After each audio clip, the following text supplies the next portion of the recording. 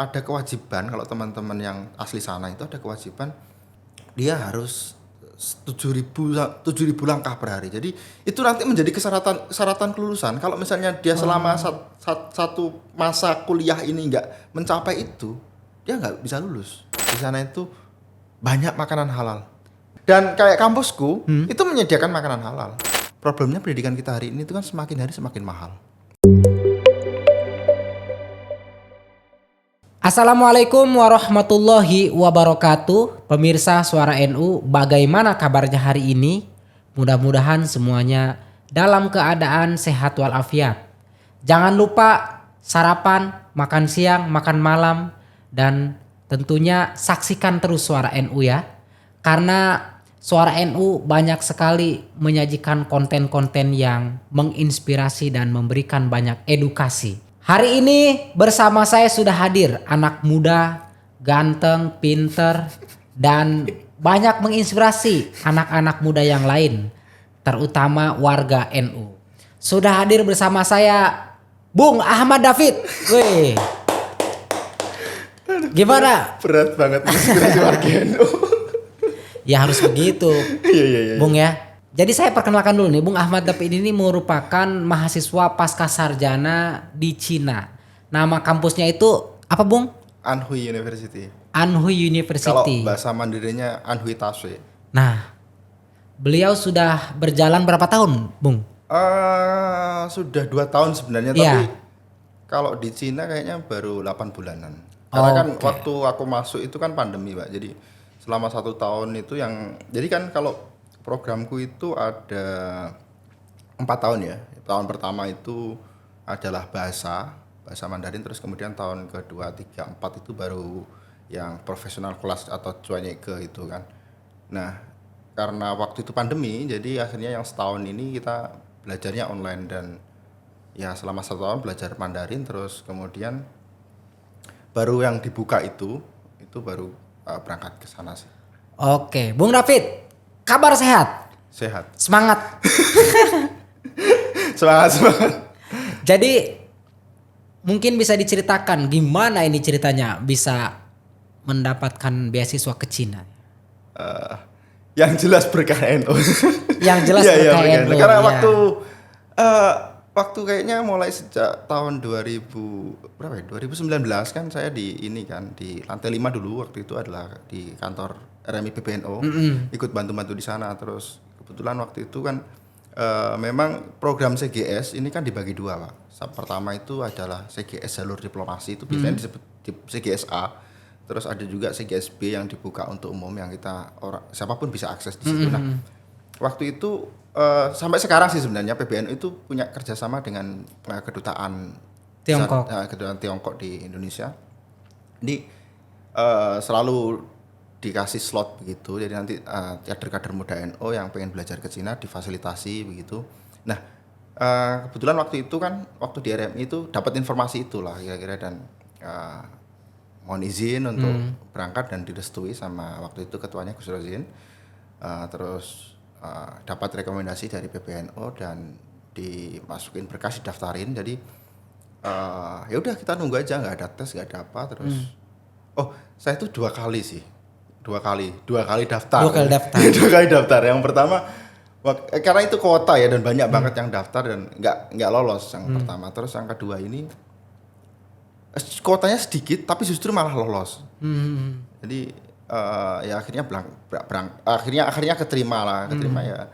Namanya kita, Pak, orang kampung kuliah di luar negeri gitu. Jadi kayak wih. Ya pasti lah. Iya. Seneng.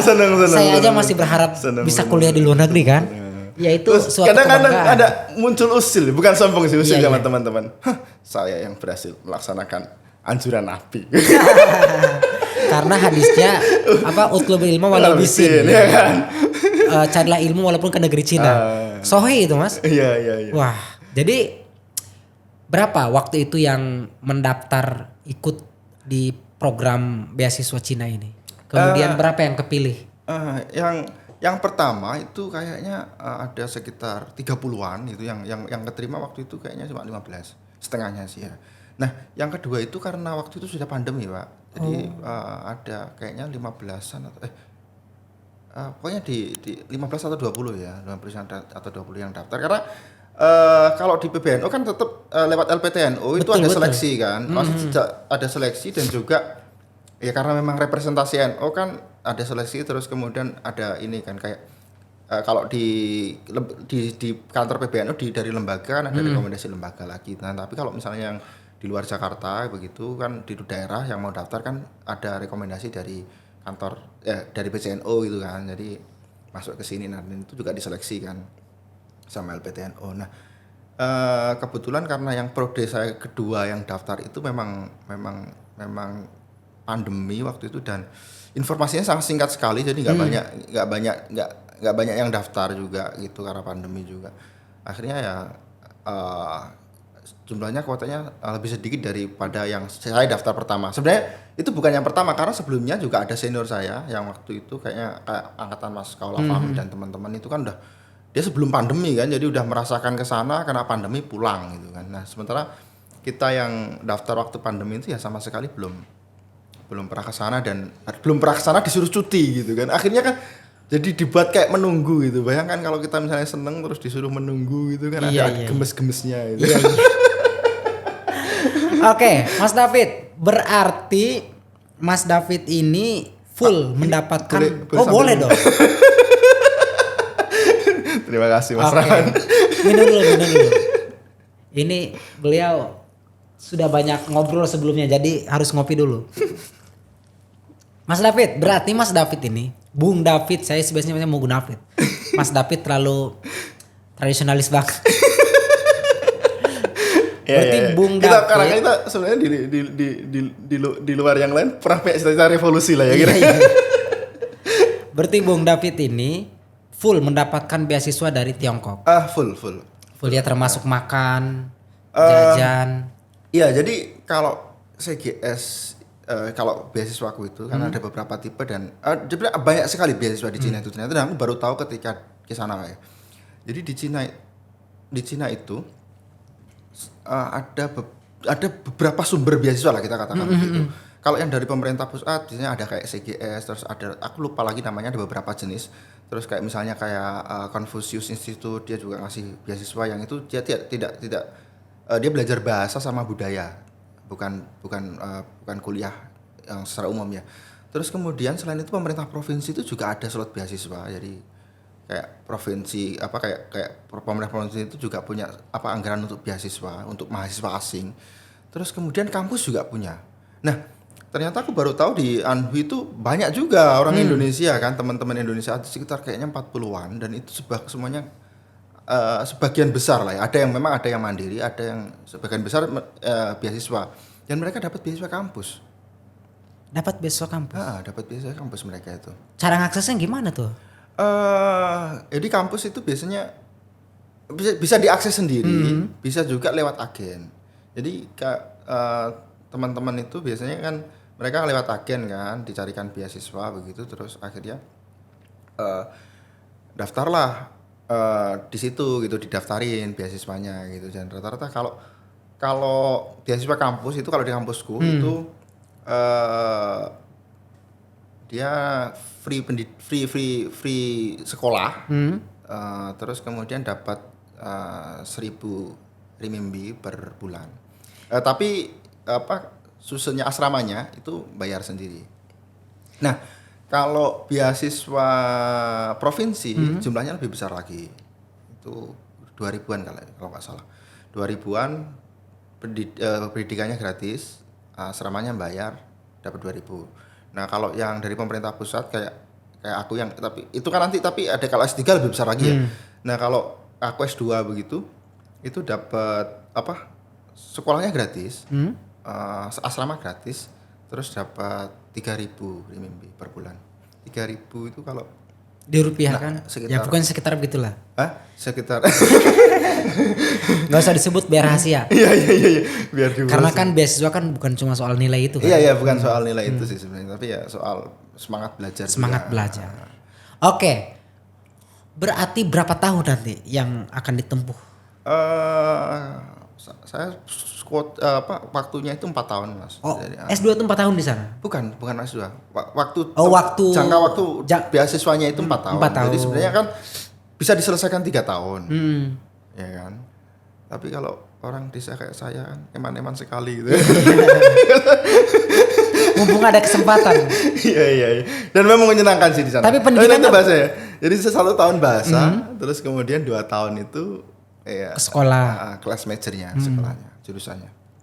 Tapi sampai mendapatkan ijazah tuh 4 tahun lah, per 2 Ya, tahun. bisa ditempuh 3 tahun. Bisa ditempuh 3 Jadi, tahun. Kayak 4 tahun itu kalau misalnya kamu mengalami kesulitan ya, karena memang susahnya kita kan bahasa Mandarin, Zhongwen atau Hanse itu kan nggak menjadi pelajaran di sekolah kita, Pak. Iya, betul. Iya kan, beda kalau bahasa Inggris mungkin kita nggak terlalu memperhatikan itu, tapi kita punya alam bahasa bahwa itu bahasa internasional begitu kan, dan kita terpengaruh tayangan televisi, terus bahasa iklan, akhirnya kan mungkin beberapa kata itu kan udah populer lah gitu. Dan sementara kalau bahasa Mandarin, Pak, loh makanya harus sering ke pasar.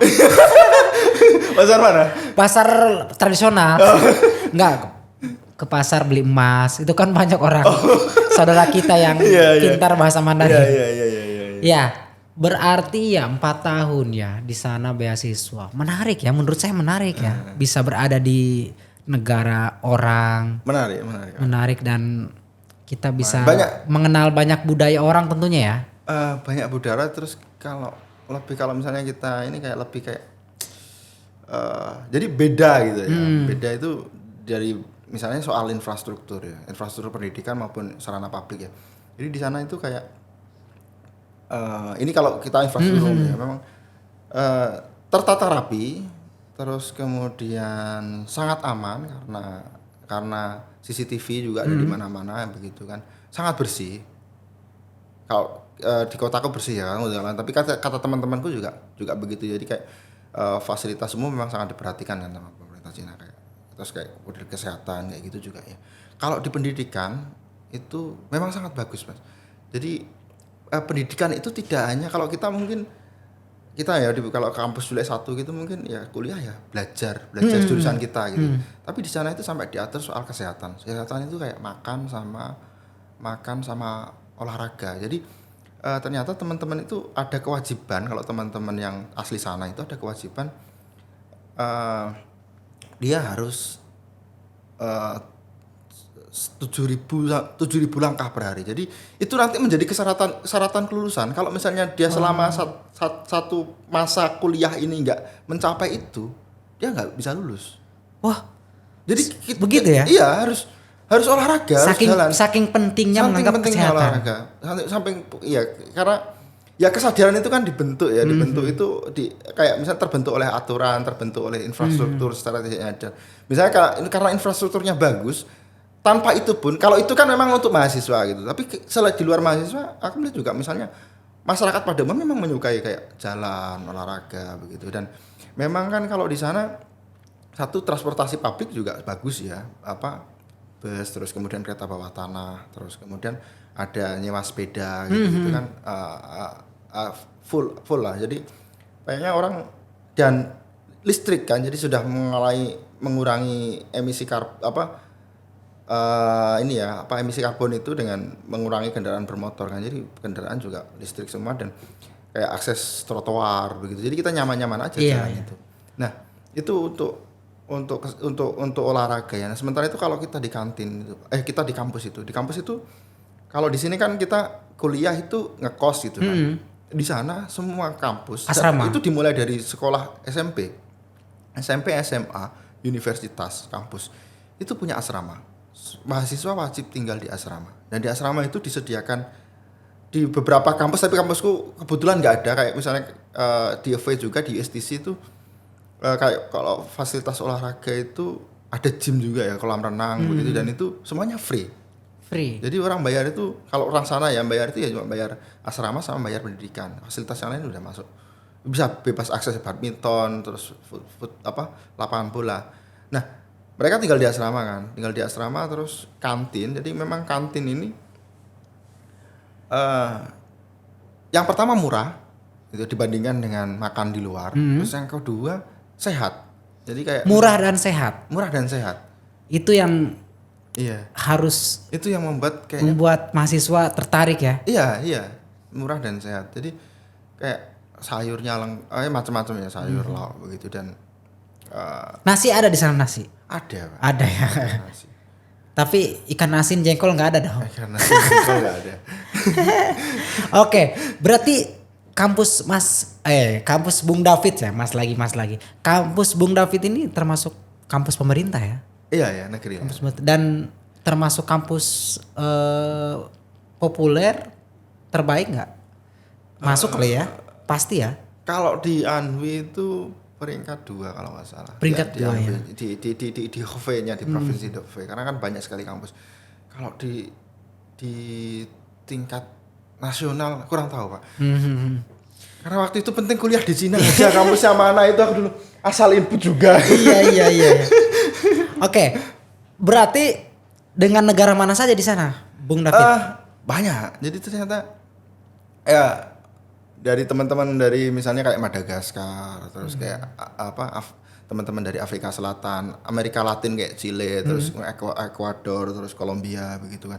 Terus teman-teman dari Pakistan banyak juga. Terus teman-teman dari kayak Asia Timur itu kayak Kirgistan, Kazakhstan, terus Turkmenistan itu juga banyak. Sama Korea juga ada. Bahasa sehari-hari tetap bahasa sana. Iya. Yang diutamakan bahasa itu ya, bahasa Mandarin ya. Bahasa Mandarin, Zhongguan itu. Sekalian belajar karena kalau pengantar belajarnya dari profesornya sebenarnya kita bisa pilih Pak di CGS itu. Pilih pengantar bahasa Inggris atau bahasa Cina. Tapi terus kalau saya pribadi ya walaupun sebenarnya akhirnya juga tahu ya bahwa Cina bahasa Mandarin itu kita harus belajarnya tidak hanya belajar membaca dan menulis, tetapi juga ada sentiau kan. Jadi ada sentiau dan nadanya. Jadi kalau kita misalnya bilang ma itu artinya bisa beda. Oh, ada yang nada dialek ya. Dan ada 1, 2, 3 sampai 4. Nah, kalau misalnya kita bilang ma itu bisa mama, bisa kuda. Waduh. Nah, kalau misalnya kita salah nada kan misalnya nyebut mama kita dengan ma gitu kan. Nah, jadi kayak ini kan. Gimana ya? Gitu. Jadi selain kosakata, nada juga berpengaruh terhadap makna dan itu bagi saya pribadi itu jadi kayak ya itu jadi tantangan lah. Iya. Oke. Tapi kan Bung David kan tentu sebelumnya tidak pernah sampai sejauh ini ya bahwa akan berada di Cina. Iya. Akan mengenal keinginan kuliah di keinginan Cina. itu ada ya ketika di sini ada informasi. Iya, ketika itu, di Jakarta aja ya. Tapi sebenarnya kalau misalnya Cina itu ya kayak kita kan dulu suka nonton film gitu kan. Oh iya. Film Klausal gitu kan banyak kita mengenal karena sejarah. Karena kan negara besar kan. Termasuk juga misalnya kalau saya dulu di perbandingan agama yang kebetulan ada filsafat timur kayak misalnya kalau Cina itu ada Tao, ada Konfusius itu bahwa mereka yang ternyata itu kan semasa kayak sama Siddhartha Gautama dan memiliki pemikiran kebijaksanaan yang cukup tinggi. Iya, cukup tinggi, punya ajaran moral lah di masa itu. Dan kalau di masa itu misalnya kan di belahan dunia yang lain mungkin belum memikirkan itu kan, dan mereka sudah sangat serius gitu. Oke. Apa ekspektasi dulu soal Cina sebelum tinggal di Cina ini? Atau apa yang dibayangkan ketika mendengar kata Cina? Teknologi Pak. Teknologi ya.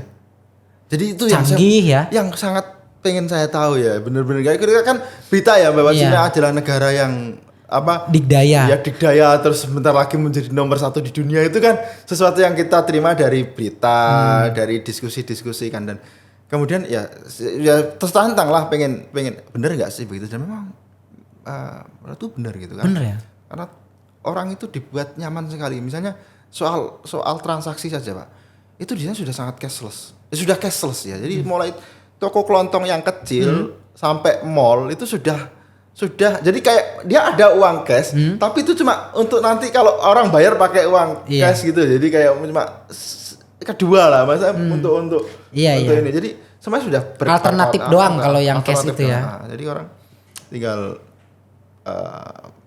pakai pakai Barcode. iya, jadi kalau di sana yang populer kan ada Alipay, ada WeChat itu kalau di Cina bisa dipakai alat transaksi dan itu terintegrasi dengan bank ya, jadi nggak usah kalau misalnya di Alipay kan kita kadang isi saldo kan, nggak usah isi saldo, jadi kalau misalnya saldo habis langsung kalau kita mau belanja otomatis motong dari duit di bank gitu.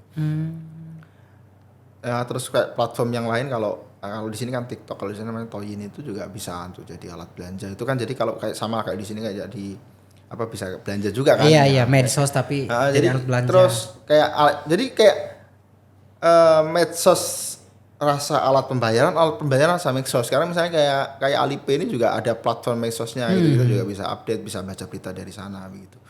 Nah, terus kemudian kayak kendaraan mobil listrik juga, taksi itu sudah pakai mobil listrik Jadi semua. secara tidak langsung bayangan itu Iya. benar-benar Oh iya benar. kewujud, Padahal itu kan kalau V itu kan kota berkembang ya kalau di Cina. Mungkin teman-teman yang di Shanghai atau teman-teman yang di Beijing itu mungkin lebih meriah lah daripada ini. Karena lebih kota ya. Iya, karena lebih kota benar. Karena kalau di V ini kan kota tapi berkembang ya. Misalnya kayak kota kelas tengah lah di Cinanya itu udah cukup luar biasa. Itu udah jalan tuh sangat luas, orang bisa ya terutama kenyamanan sih kan, kenyamanan tinggal sih. Nyaman berarti betah di sana ya. Dan orangnya ramah-ramah Pak ternyata Pak. Orang Cina tuh ramah-ramah. Ramah-ramah. Jadi kalau dia melihat kita Waigoren gitu atau Lo Siseng gitu, orang asing atau mahasiswa asing itu, mereka selalu ngajak ngobrol gitu kan dengan ya mereka tahu kita ini belajar bahasa Cina, jadi mereka selalu antusias terus dia ngomong apa, kita paham nggak, kalau dia nggak paham, kalau kita misalnya dilihat nggak paham itu dia akan mengulang dan lebih pelan begitu dan itu tiap hari diulang gitu kan, kayak kita kayak merasa terbantu ya bahwa dan mereka seneng gitu kalau lihat orang asing gitu, jadi kayak ya ramah. Jadi tuduhan beberapa kawan-kawan kita terhadap orang-orang Cina di Indonesia tuh agak sedikit tergeser ya, dengan ramahnya orang sana, mungkin begitu ya, kira-kira begitu ya. Saya nggak tahu ya kalau ini. Cuma memang kan di sini tuh Cina namanya, kalau kita nyebutnya Cindo. Cindo. Nah, tapi kalau bahasa orang sana itu Huaran, keturunan yang itu keturunan ya. Cina keturunan yang sudah tinggal di negara itu disebutnya Huaran. Nah, ini kan tentu punya dua hal yang berbeda gitu kan. Orang Tiongkok yang tinggal di negaranya itu kelahiran, misalnya orang teman-teman kita Cindo di sini gitu kan, mereka sudah mengikuti adat dan tradisi budaya kita gitu kan. Sementara yang di sana punya tradisi sudah terpisah gitu. Jadi ya mungkin secara fisik karakteristik fisik mungkin sama, tetapi secara karakter kebudayaan juga sudah berbeda, karena kalau teman-teman apa Cindo yang di sana juga ya kalau misalnya festival budaya Indonesia gitu kan, sudah bukan lagi budaya Cina gitu kan. Iya. Tapi ngomong-ngomong, kemarin yang satu angkatan sama Bung David ini ada orang keturunan Cina dari Indonesia. Banyak. Oh banyak yang dapat beasiswa maksudnya?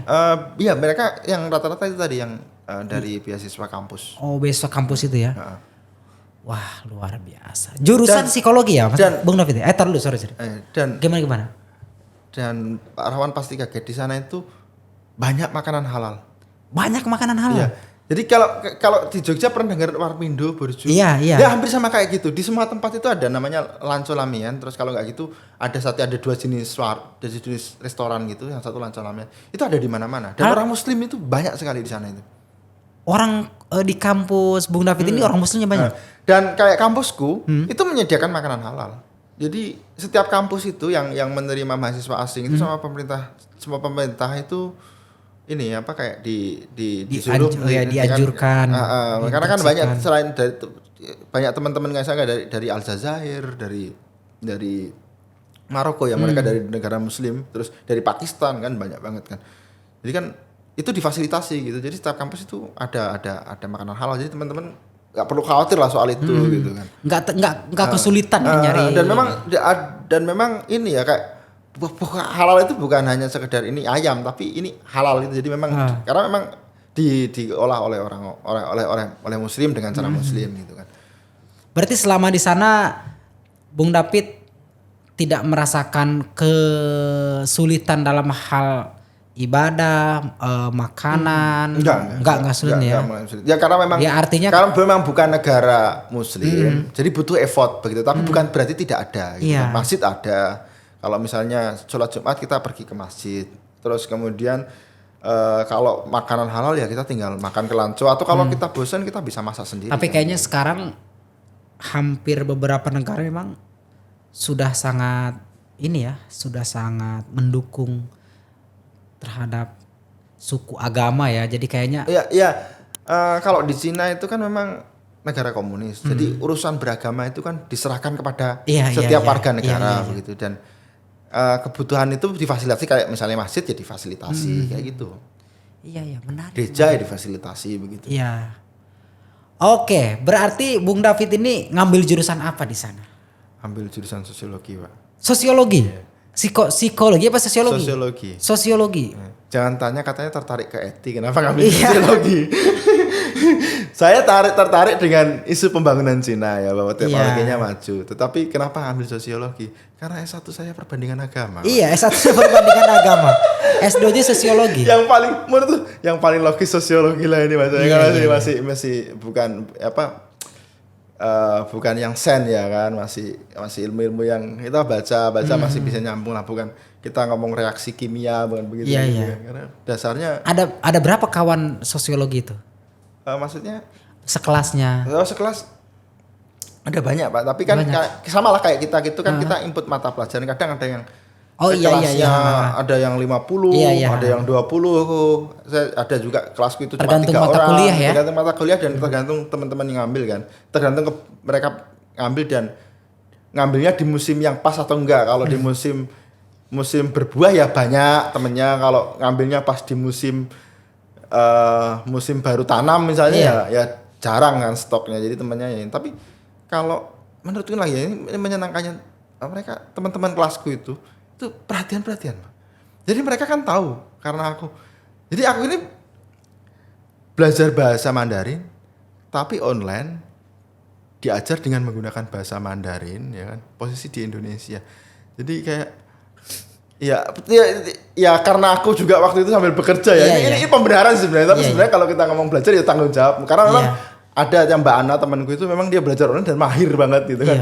Dan ini aku kebalikannya, belajar online dan merasa Enggak ngomong efektif aja nggak ya. bisa gitu kan. Merasa nggak efektif ya. Nah, karena tahu begitu kan teman-temanku itu akhirnya kan karena aku ambilnya juga pakai bahasa Cina kan. Loseng kan ngomong di kelas pakai bahasa Cina gitu-gitu, dan kadang ditanya kan, "Tingtong lama itian lose."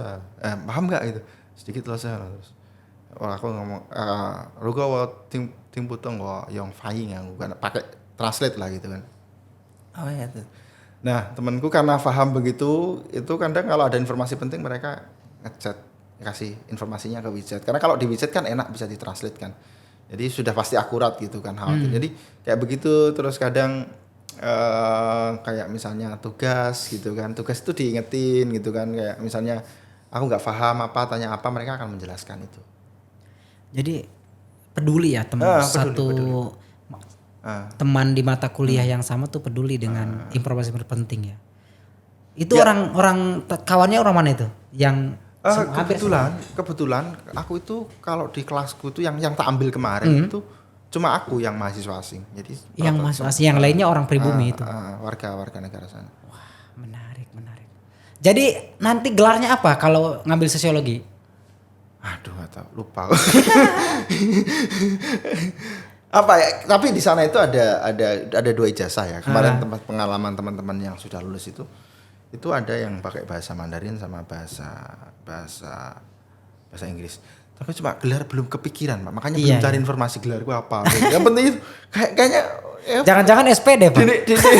Dinikmati dulu aja lah gitu kan. Itu akan datang di waktu yang tepat gitu. Iya, betul.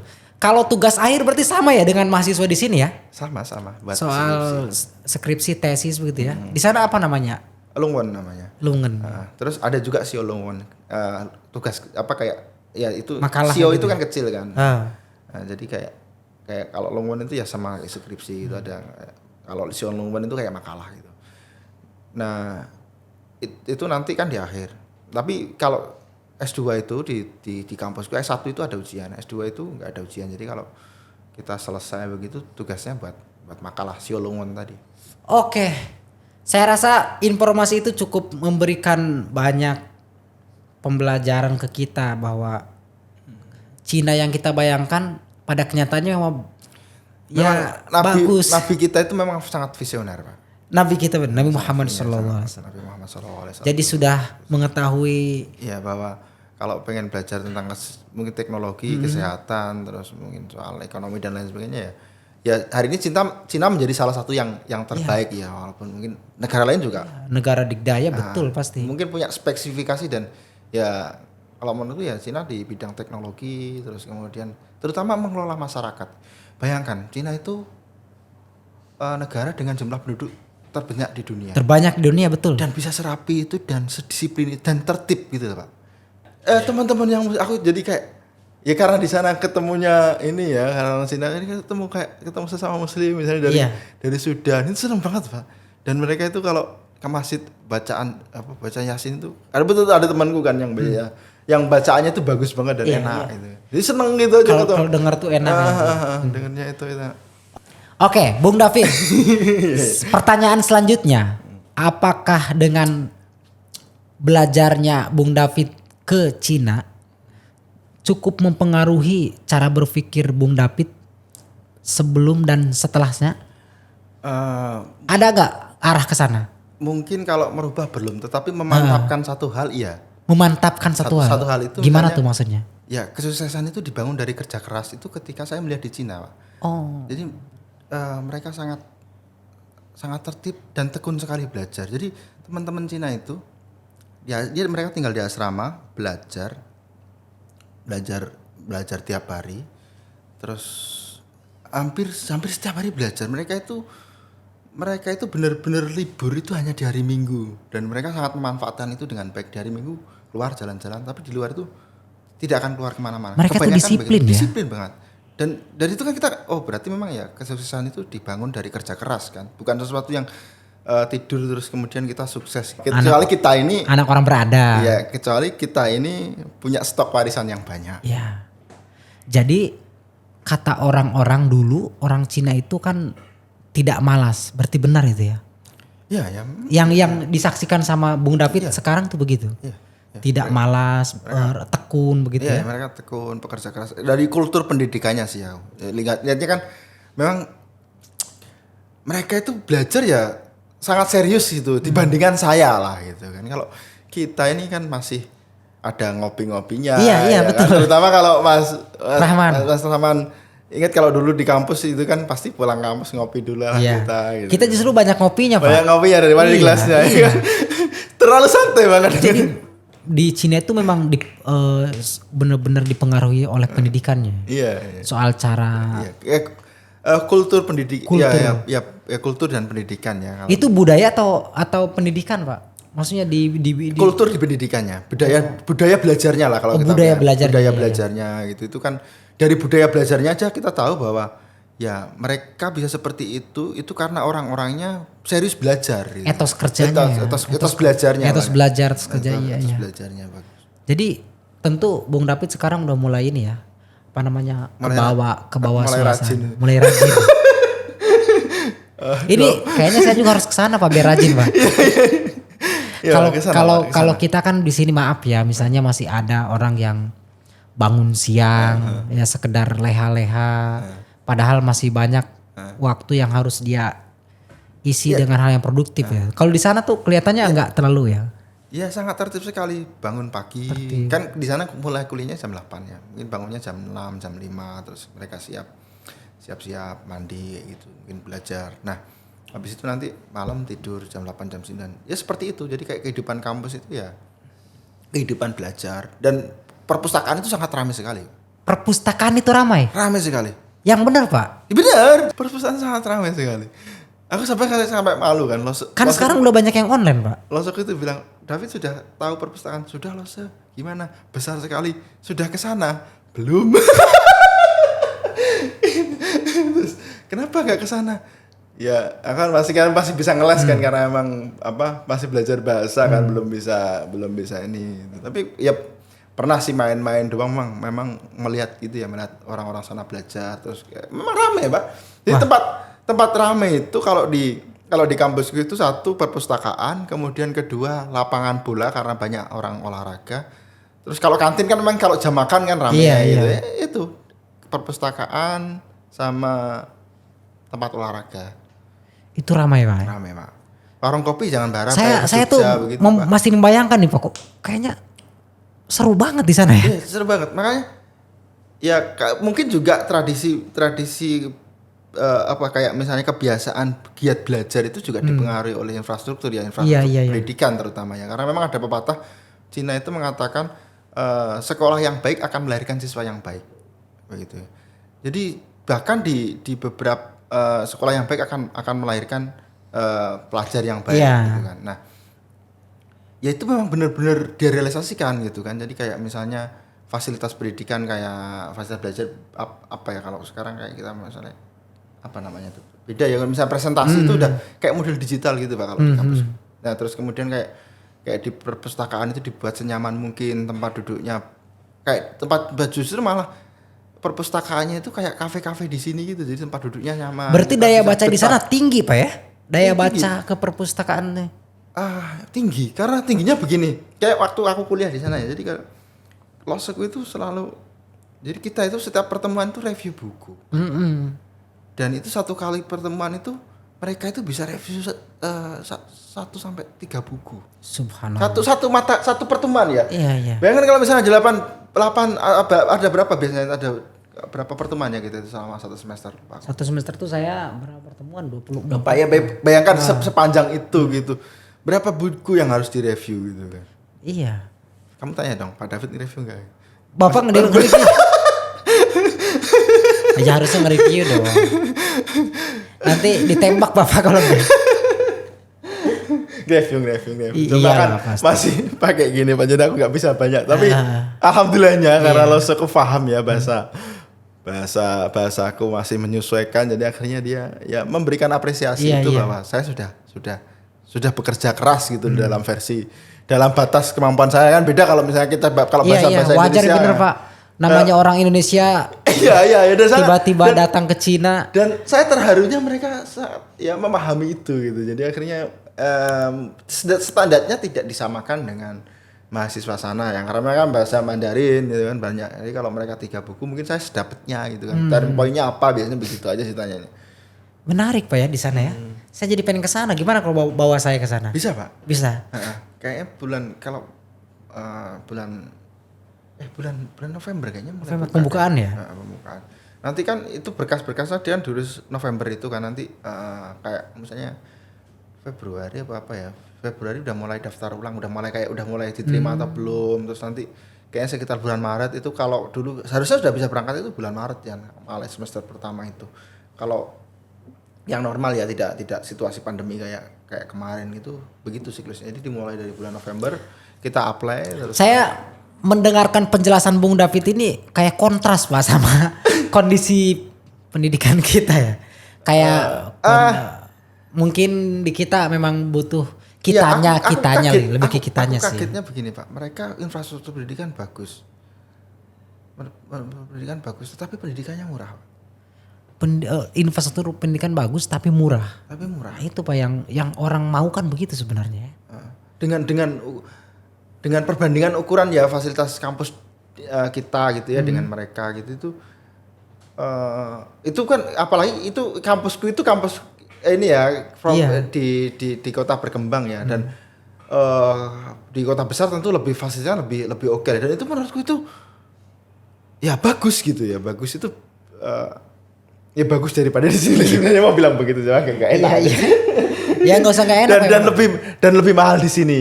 Iya, lebih mahal di sini, lebih bagus di sana, lebih murah di sana. Ya, tapi wajar sih, itu kan negara besar ya. Negara besar, Indonesia kayaknya kan masih negara berkembang Pak. Tidak hanya negara besar mungkin, tapi mungkin pendidikan menjadi perhatian. Negara maju ya. Nah, maju di segala bidang kita kan karena masih. memang kunci majunya sebuah bangsa kan pendidikan, dan itu mungkin ya itu sesuatu yang disadari betul. Keyakinan itu yang sama pemerintah di sana. Oke, setelah tadi Bung David merasa semakin mantap dengan kemajuan Cina, dengan kehebatan Cina yang dibuktikan dengan Bung David melihat langsung situasi dan kondisi di Cina saat ini. Nah, kira-kira apa yang perlu kita perbaiki misalnya di dalam konteks Indonesia agar kemudian kita bisa maju dari aspek pendidikannya maupun dari aspek sosial budaya masyarakatnya, bisa disiplin dan lain. Apa yang menurut Mas David perlu untuk kita sama-sama perbaiki di bangsa Indonesia? Setelah melihat bangsa Cina misalnya ya. Iya. Ya. Ya kalau bagi saya ya Pak, yang pertama ya soal pendidikan kita ya harus Pendidikan. Ya, pendidikan kita harus Harus dapat diakses oleh semua ya. Ya itu jelas bahwa pendidikan kita itu harus kualitas pendidikan kita harus ditingkatkan dan harus diakses oleh semua kalangan gitu. Nah, problemnya pendidikan kita hari ini itu kan semakin hari semakin mahal. Bahkan misalnya yang terbaru misalnya banyak kan kalau kemarin kan baru-baru ini kan viral misalnya pemerintah punya program 9 tahun sekolah gratis, ya kan. Dan 9 tahun berarti sampai SMA gitu kan. Ya karena memang benar-benar dikasih dana oleh pemerintah untuk gratis. Tapi kan pada faktanya misalnya masih ada kayak pungutan dan sebagainya begitu. Iya betul ya. Kenyataannya kita masih begitu. Dan jadi tapi kalaupun begitu juga mungkin bisa dipahami Pak, karena beda banget ya kehidupan guru-guru kita kalau guru-guru kita itu kan yang benar-benar ikhlas gitu ya mengajar gitu kan. Apalagi pesantren ya ikhlas ya, banget. sangat ikhlas sekali gitu ya. Jadi ikhlas terus ya guru kita itu misalnya ada yang digaji per bulan 150 Iya. kan Mas. Nah, bedanya Pak, guru di sana itu kaya Pak. Jadi memang benar-benar guru itu diperhatikan ya sama pemerintah. Jadi guru di sana itu mobilnya bagus-bagus, disediakan rumah oleh pemerintah.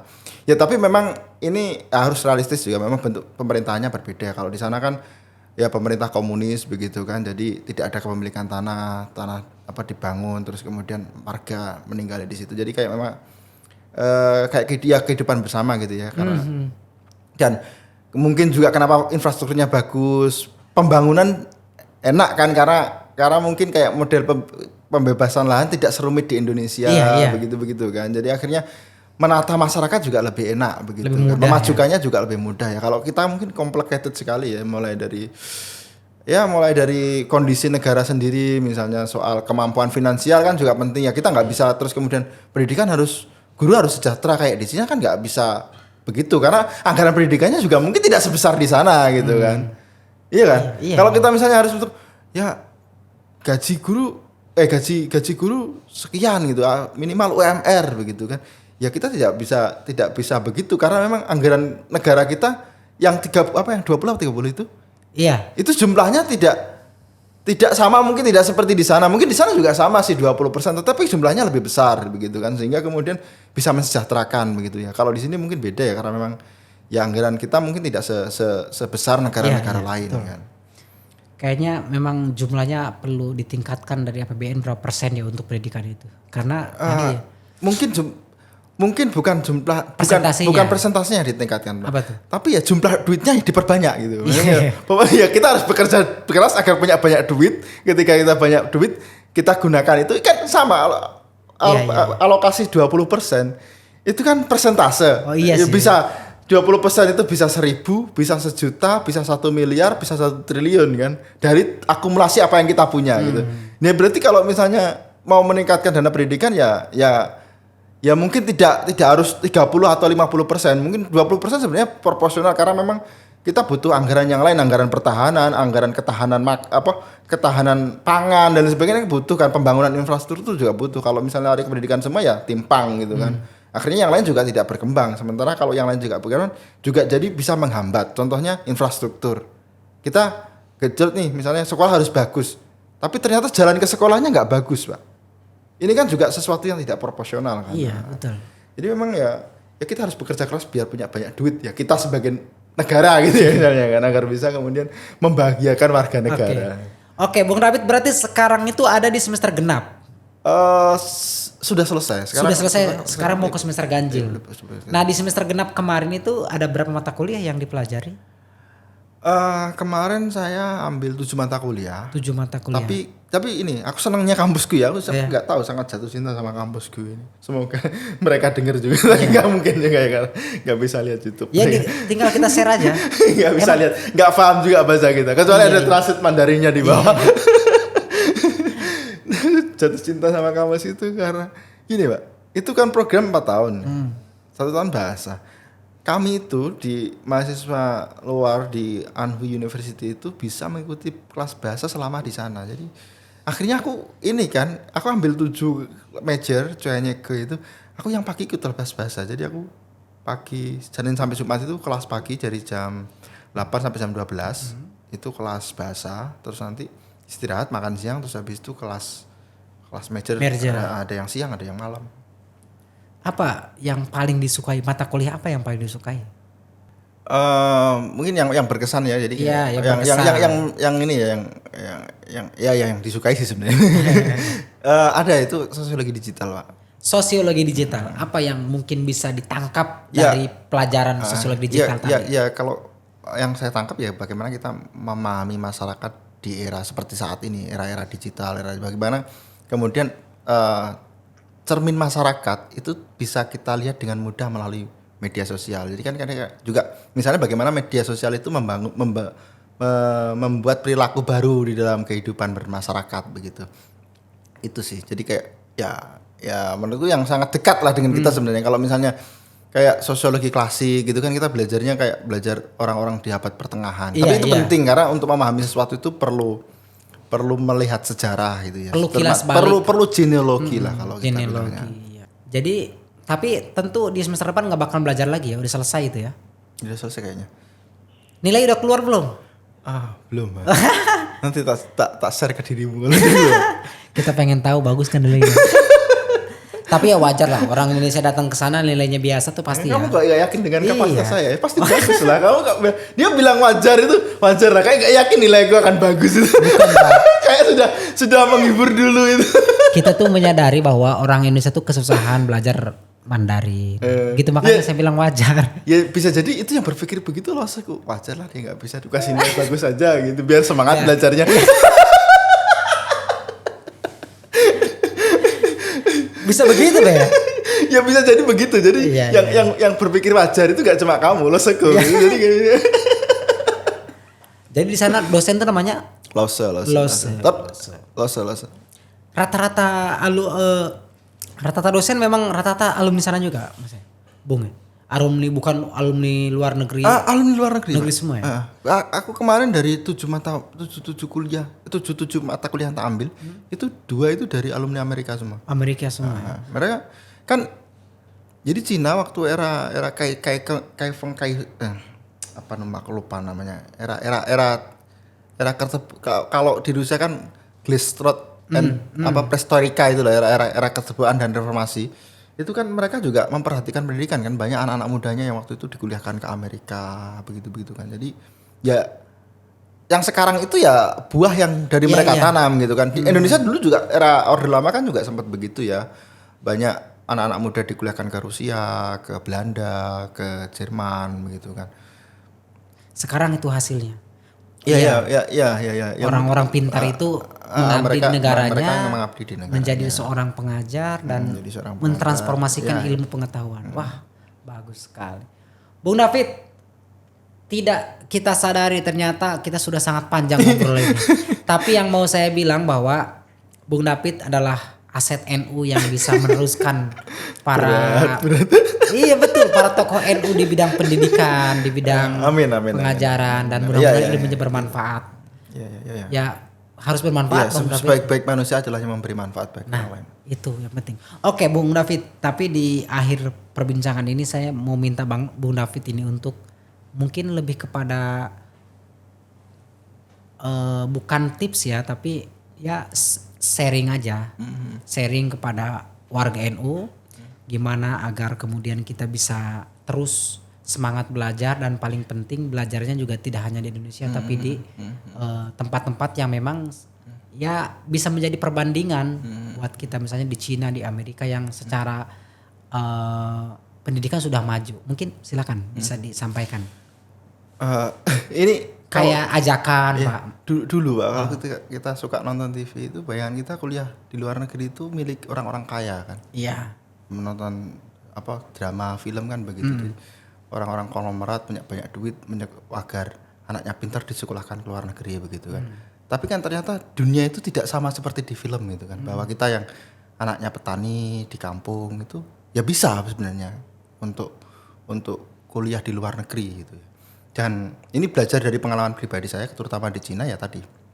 Di Cina itu banyak sekali menyediakan akses beasiswa mereka mulai dari tingkat kampus, provinsi sampai pemerintah pusat, dan itu sangat bisa diakses oleh siapapun begitu ya.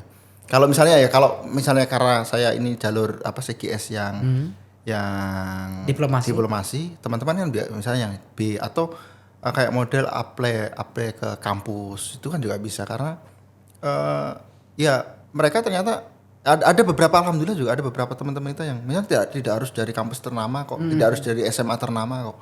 Yang penting nilainya bagus gitu ya, misalnya bagus itu juga mereka bisa menerima gitu.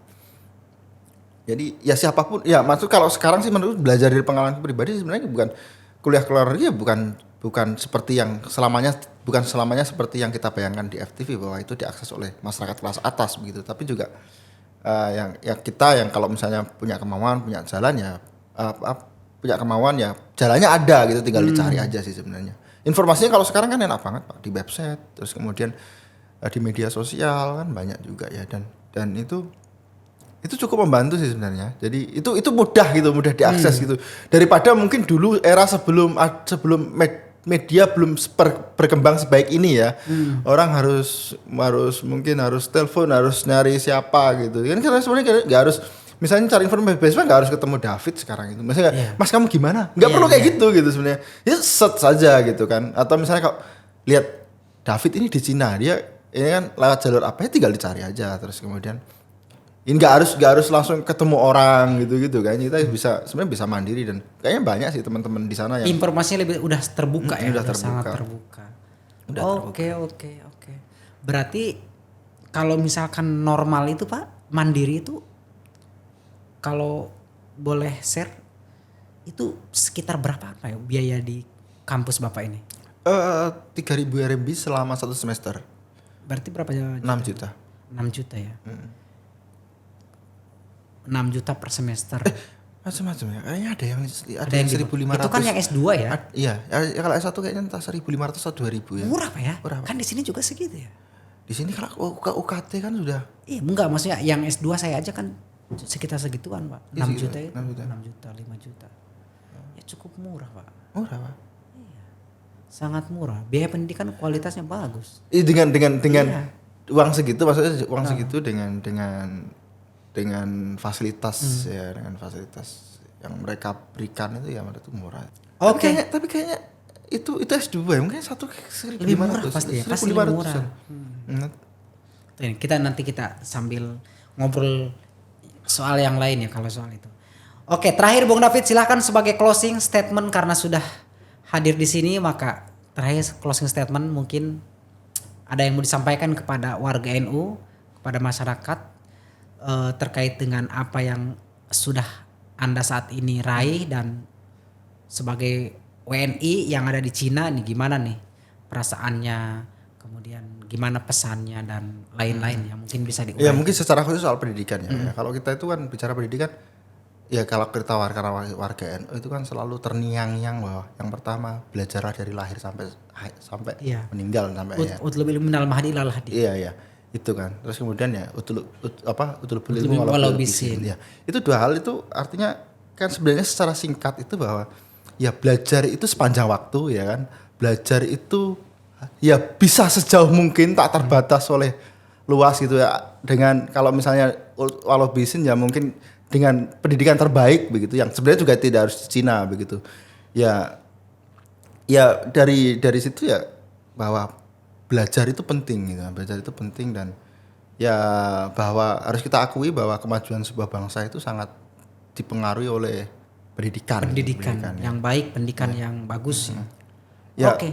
ya tidak hanya di Cina, misalnya dulu Jepang ketika kalah perang dunia juga bagaimana Kaisar Hirohito sangat mencari guru gitu ya, bahwa ya dia ingin membangun Jepang setelah perang dunia ya dari pendidikan kan. Ya itu sih menurutku bahwa kunci keberhasilan itu adalah pendidikan.